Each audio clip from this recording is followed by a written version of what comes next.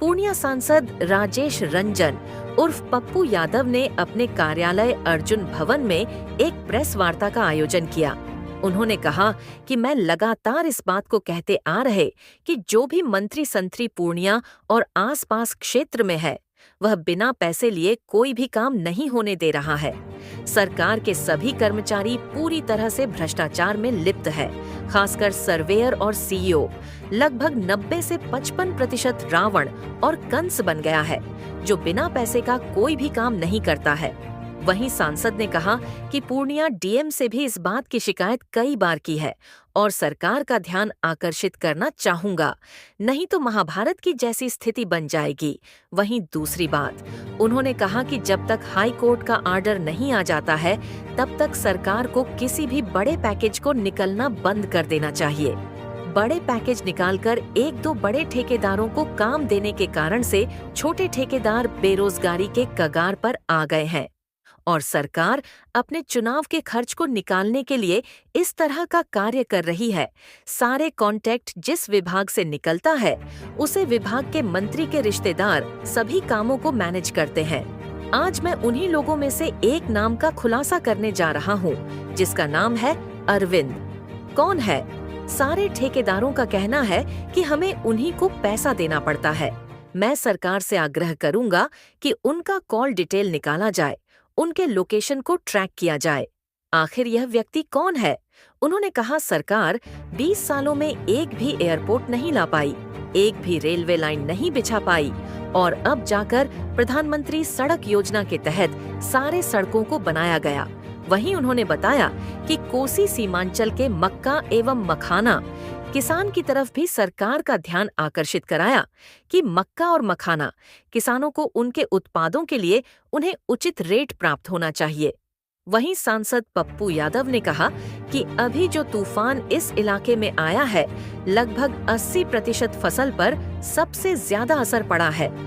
हम सरकार से मांग करते हैं कि इस इलाके में जो भी मक्का किसान पर अर्ण है उसको माफ किया जाए, जो फसल मुआवजा है उसका मूल्यांकन किया जाए। पहले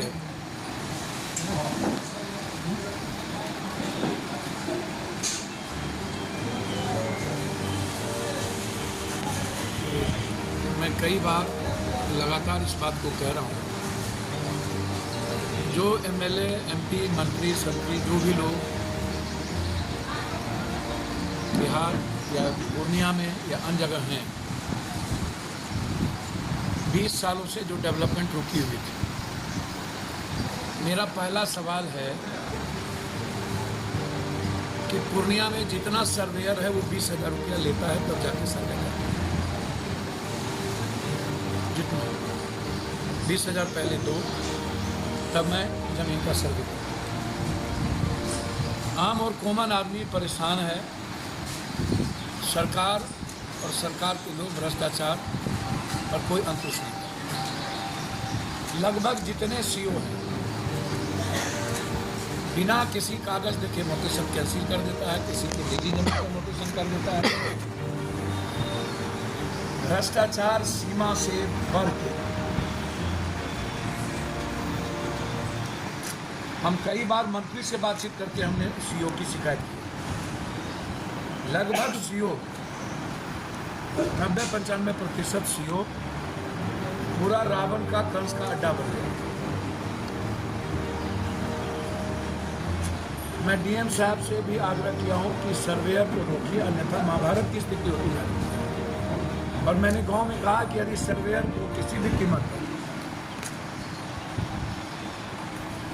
कीमत पर यदि वो नहीं कर रहे हैं तो गांव में सर्वेयर को का बहिष्कार पैसे पर नहीं होगा किसी भी कीमत।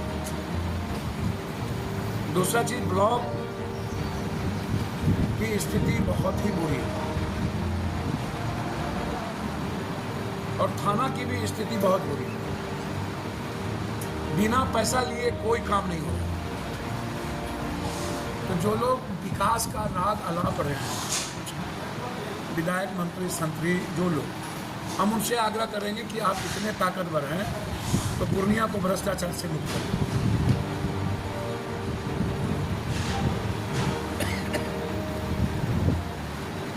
मैं फिर आपको कह रहा हूं कि पूरी सरकार वसूली में लगी, सभी तरह के विभागों की वसूली में लगी। मैंने लिखा है कि बिहार में जितना टेंडर सरकार भवन का हुआ है वो टोटल टेंडर मैनेज हुआ है, टोटल टेंडर एवं हुआ है या तो शेड्यूल में हुआ है, बिलों में 2% टेंडर भी नहीं हुआ। मैं फिर कह रहा हूं कि विश्वेश्वरैया का पूरी जांच, पूरी टीवी सीसीटीवी फुटेज और टेलीफोन डिटेल इन पदाधिकारी का, बिल्डिंग का, आरडब्ल्यूडी का और सिंचाई का, इस 3 विभाग का, और नगर निगम में 20,000 का सामान 1.5 लाख में खरीदा जाता है, 1 लाख से ऊपर में खरीदा। मैं इसकी भी पूरी जांच, जितना भी नगर पालिका, नगर निगम, नगर परिषद, सभी जगह एग्जीक्यूटिव इंजीनियर पदाधिकारी के मिली भगत से जो बाजार में जो डब्बा, जो बक्सा 5,000 में, 10,000 में मिल रहा है कचरे का, मशीन का, वो सब के सब 1.5 लाख 1 लाख।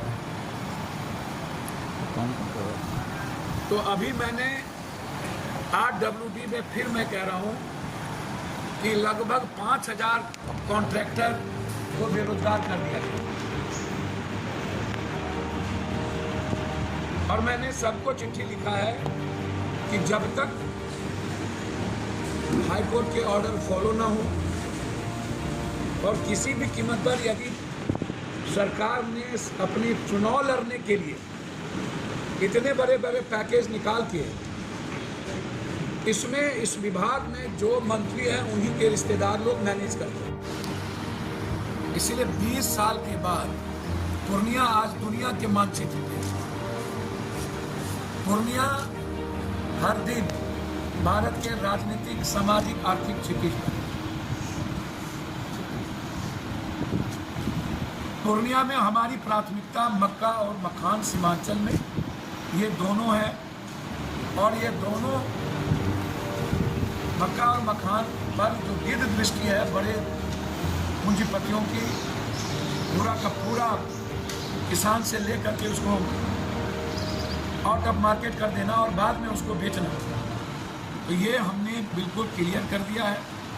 और इस पर हम लगे हुए हैं कि पूर्णिया मक्का और मखान का बाजार और इस इलाके में उसकी वैल्यू, उसकी कीमत को कैसे हम बाजार दे करके करें, इस पर हमने भारत सरकार से लगातार चर्चा में है।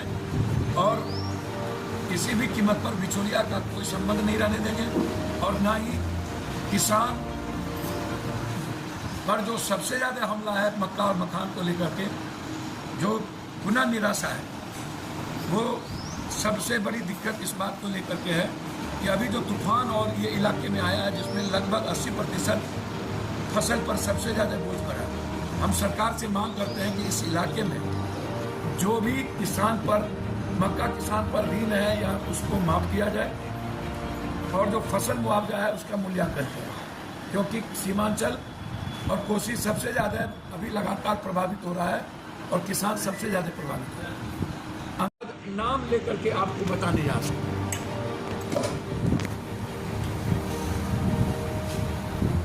कि सभी ठेकेदार कहते हैं कि मैं पैसा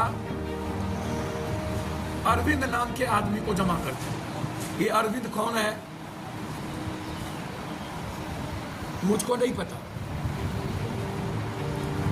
अरविंद के टोटल मोबाइल का लोकेशन, उसका टावर, वो कहाँ रहते हैं, किस 5 स्टार होटल में वो रहते हैं, गुड़गांव नोएडा में किस 5 स्टार होटल में रहते हैं, कौन सा कुकर्म करते हैं, पैसा की वसूली कहाँ होती है, इसकी पूरी जांच मैं चाहता हूँ हर कीमत, चाहे परिस्थिति जितनी भयावह हो। मैं सिर्फ इतना कहूँगा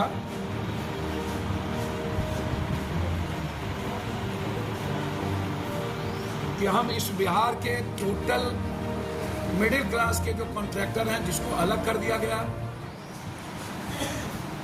और एभव में और शेड्यूल में इस पैकेजिंग को बराबर पैसा लेके हिस्से लेके बांट दिए गए, 2 आदमी 3 आदमी के, उसकी पूरी इंक्वायरी हो, उसके पेपर की इंक्वायरी हो, उसकी सारी चीज की इंक्वायरी। और इसमें कौन कौन लोग इन्वॉल्व है? एक्जीक्यूटिव इंजीनियर एसी, पूर्णिया का बिल्डिंग एसी, ये यहाँ बैठ के मैनेज करता है, ये बेईमान है, ये भ्रष्टाचार की गंगोत्री है। और वही स्थिति यहाँ की सभी जगह की एसी। हम कौन कौन कॉन्ट्रैक्टर पूर्णिया एसी बिल्डिंग में जाके मिलता है, कौन उसके घर पे जाता है, उस एसी का कॉल डिटेल, उसकी पत्नी का कॉल डिटेल निकाला जाए।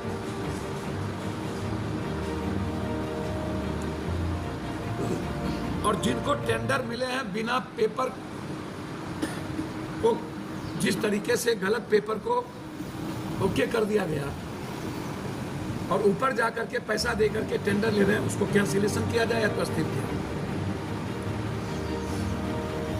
पूरे बिहार की रेवेन्यू का, पूरे बिहार की जनता का पैसे का लूट है। और एक इसमें 2-3 मंत्री के परिवार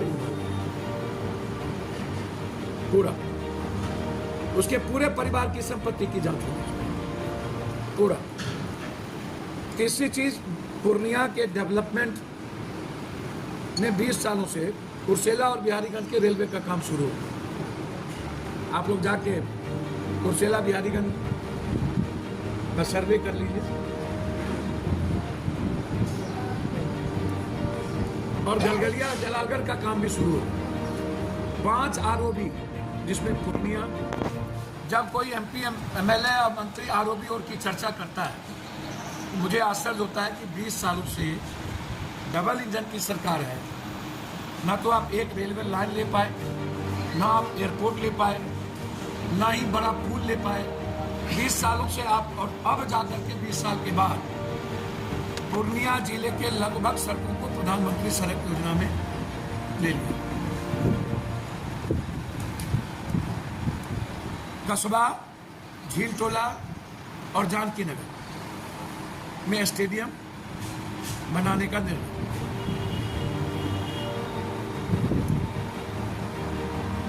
मिथिलांचल से घर से, इसीलिए मेरा आग्रह है कि यदि हम एनडीए को हराना चाहते हैं तो सीमांचल कोसी में महागठबंधन का नेतृत्व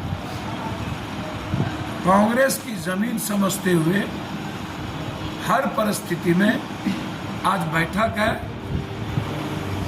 मेरा आग्रह है कि उस बैठक में ये जरूर निर्णय हो कि जिस पार्टी की विचारधारा जिस इलाके में है वहाँ वही लड़े, और कांग्रेस का ही अधिकार बनता है सीमांचल कुर्सी में अधिक सीटों पर लड़ना।